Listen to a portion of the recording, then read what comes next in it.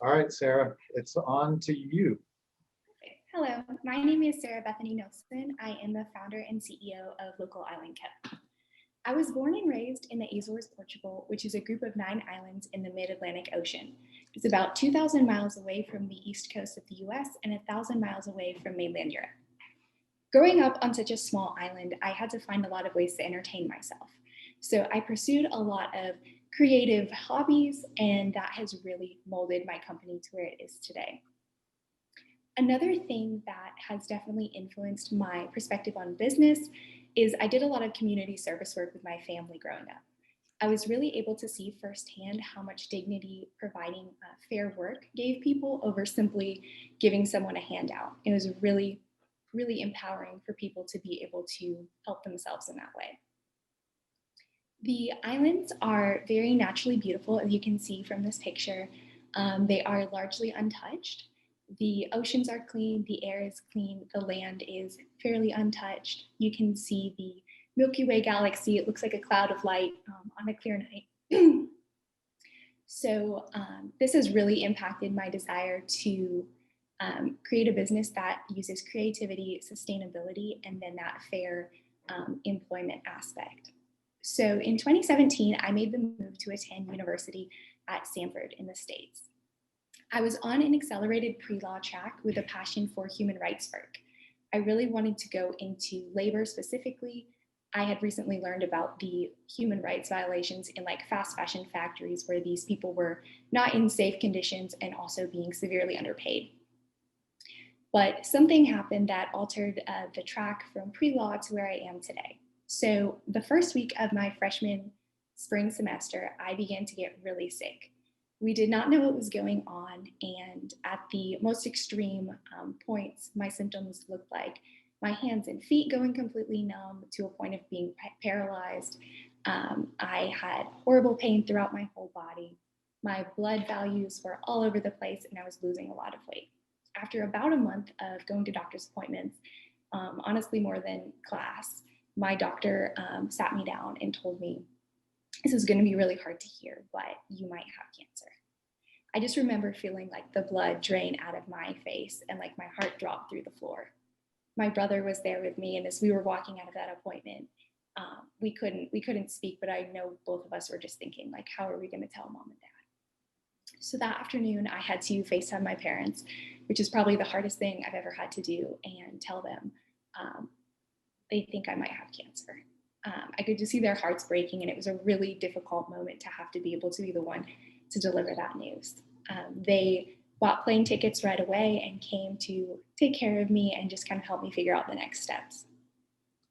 So during this time, I was really doing a lot of reflecting. I was trying to see what I needed to do with my future. I was facing having to drop out of my pre-law classes, wondering if Stanford was the place for me, and also just wondering what the future looked like. Looking back over this season, I definitely lost a lot of things, but I think the main thing that I lost was fear. I lost a lot of fear of failure and just gained this next level of gratitude because there's definitely a chance that I wouldn't be here, and I'm really grateful for that opportunity, and I want to make this like second chance absolutely worth it. I'd been feeling a pull towards business and decided to change my major to business and pursue entrepreneurship as I realized that I would be able to help people with fair labor by being the one to provide those jobs. I learned a lot during this season. One of the main things is to have open hands with my career, my life, my health, and the people around me. Just understanding that life is very dynamic, being able to adjust to those changes and kind of be able to overcome and take any kind of bad situation and turn it into something good. We were able to confirm that I did not have cancer in May of that year, which marked the end of a 4-month period of uncertainty where I was 19, living in a new country, over 5,000 miles from home, and feeling unsafe in my own body.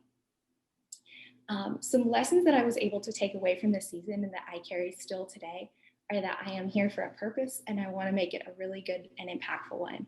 That failure is not a dead end, but it's an opportunity to learn and grow and kind of look up and be redirected. I also learned that I am not living without taking risks and pushing my comfort zone, as well as just kind of really cementing the fact that Even though pursuing business is scary, what do I have to lose? So after several months of just dreaming, I came up with Local Island Co. in January of 2019. Local Island Co. is a clothing company that begins with creativity, sustainability, and fair quality work to create clothing with value. Our objective is to develop a signature collection that stands alone in the market and is unique, as well as a staple collection that will serve as alternatives to fast fashion. As we develop and search out new products, two things we are not willing to compromise on are the principles of sustainability and that fair quality work. The more that I learned about the fashion industry, the more I was shocked that the threat that this posed to not only workers, but also the environment. One thing that really stood out to me was this statistic that I read, that every second, approximately 180 cubic yards of textiles are discarded. That is a trash truck every second. And we've been talking about 7 minutes, which means over 420 trash trucks of clothing and textiles alone have been landfilled just since opening this dialogue. So as you can see from some of the facts on this slide, the fashion industry has really touched the air, water, and land. But at Local Island Co., we believe that the earth should not pay for fashion.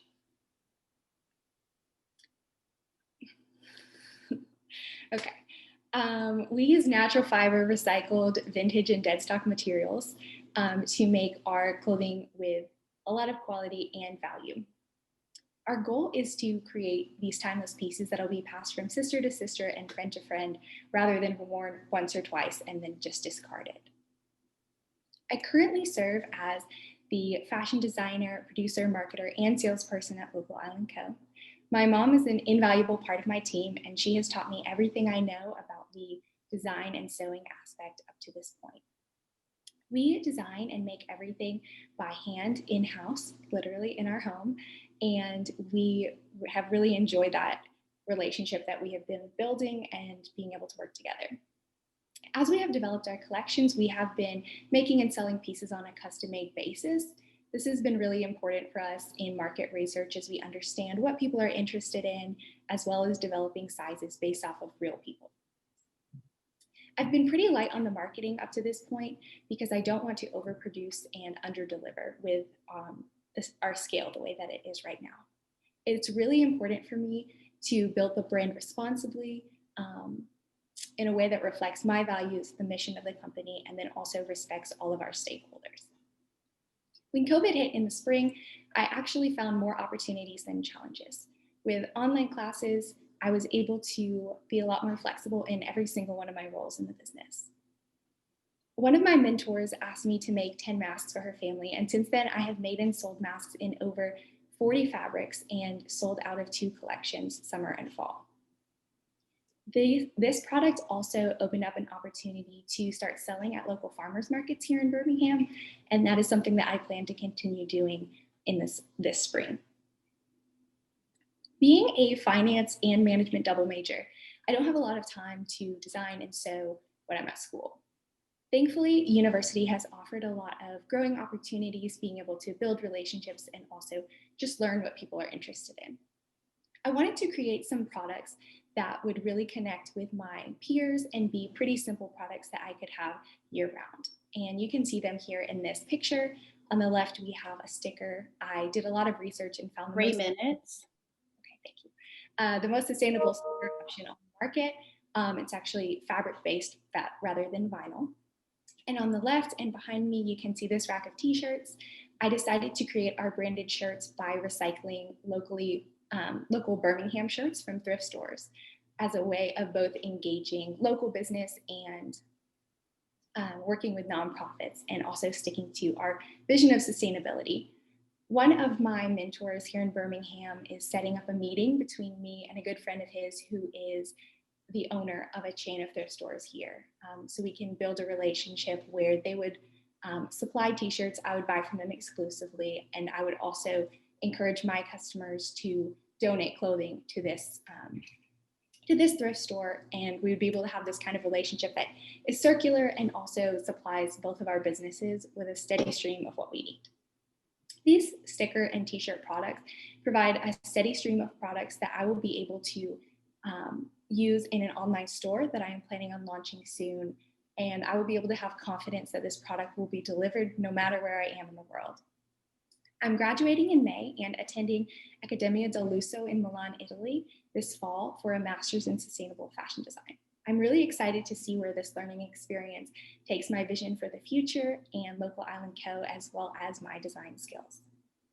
I don't know all of the things that the future will hold, but I know that sustainability and fair work are two things that I am not willing to compromise on, no matter what business that I am in.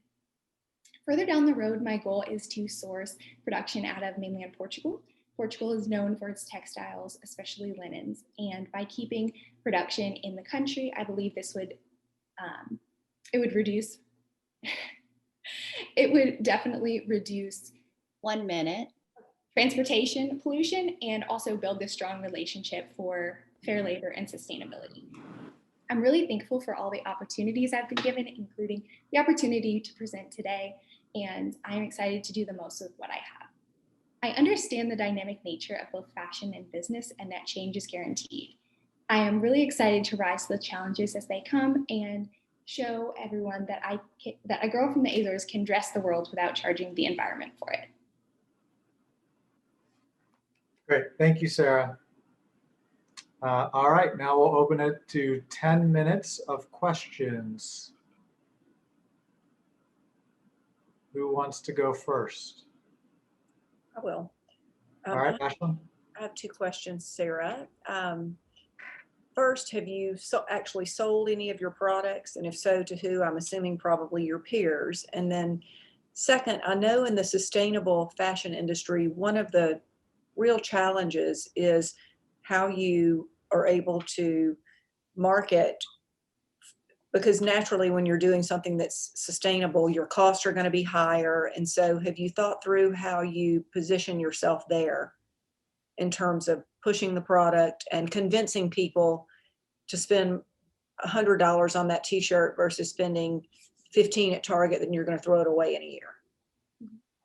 Yes, absolutely. So I have actually been able to make a good number of sales over the 2 years that Local Island Co. has existed, including like positive revenues at the end of the year. So last year we made over $1,200, and that was our first year of really like operating on this scale. And to your second question, how I'm able to kind of engage with people and convince them that this is worth the higher price that it will cost. So I'm not sure if I had mentioned this earlier, but as my mom and I have been working together, every time we've opened a door or offered a new product, we've been really pleasantly surprised to see that the demand has always come to match what we have to offer. I haven't had a lot of trouble finding people who are willing to engage with it. I think since COVID has hit, there's been a really big shift in sustainability in fashion, actually. I think people have become just more aware of the environment in a lot of ways. And so I think that this is a time where it's a really good time to enter the market because people are becoming more aware of it. I'm not sure if that answers your question. Drew? Talk to me, like, let's say the business grows and gets to an established place. What does it look like? What channels do you kind of see yourself selling to and through? In what's your vision for the company, maybe 5-10 years down the road? Okay, that's a great question. So the channels that I would plan on engaging, I think e-commerce is really big, but I'm also aware that there is that aspect of sustainability of shipping is not always considered the most sustainable thing. So I would love to sell in stores. I don't think having my own brick and mortar, but maybe selling through department stores, like higher end department stores, might be an option in the future. So as far as 5 or 10 years down the road, I am holding on a little bit loosely to the exact like niche that Local Island Co. will be in at that point. I want to be really flexible to grow with the company and not force it into one particular space. I am pretty open to just seeing where fashion school takes my design, and I think that I might end up trying to fit into a little bit of a higher end space. And just quickly tell me a little bit about how you see your designs of your clothing reflecting that higher end and the brand you're building. Okay. So right now, as we are in the more basics area, I have been creating more simple pieces based more like solid colors and simple kind of classic retro inspired cuts. But as I just have dreamed more and researched more, I really am interested in kind of pulling in some more unique elements. Like the piece that I'm wearing right now would be from that signature collection that is unique. This is actually like a kind of dead stock vintage upholstery fabric. And so just kind of trying to combine different ideas and just be really innovative and kind of surprising in the ways that we can combine just different aspects. Got it. Dan? Yeah, Sarah, the fashion industry is notoriously very cutthroat. You mentioned your mom has been quite a resource. You mentioned a mentor. What thought have you given to resources with more experience, gathering a support team of peer? Do you have an advisory board? I'd like to know more about that. Yeah, thank you. So I do not currently have like an advisory board that is particularly involved in the fashion industry. I have several mentors here in Birmingham who have been successful business owners and entrepreneurs. And so I've learned a lot from them, from the business aspect, a lot about just marketing and customer relations, kind of how to position a product. So I am really seeking that kind of support and development next year when I'm in grad school. I believe that I'll be able to make a lot of really good connections. All of the professors at the school I'm attending are currently professionals in the luxury fashion sector in Milan. And so I believe I'll really be able to build a lot of connections and learn a lot through those experiences and relationships.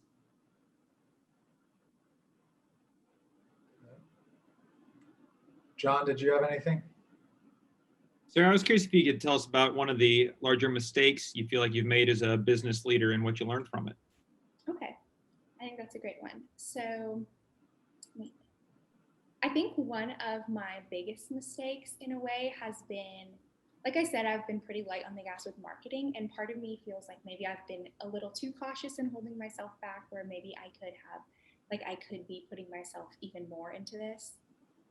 I just also want to be very cautious as I am a student to be able to juggle my academics and the business well.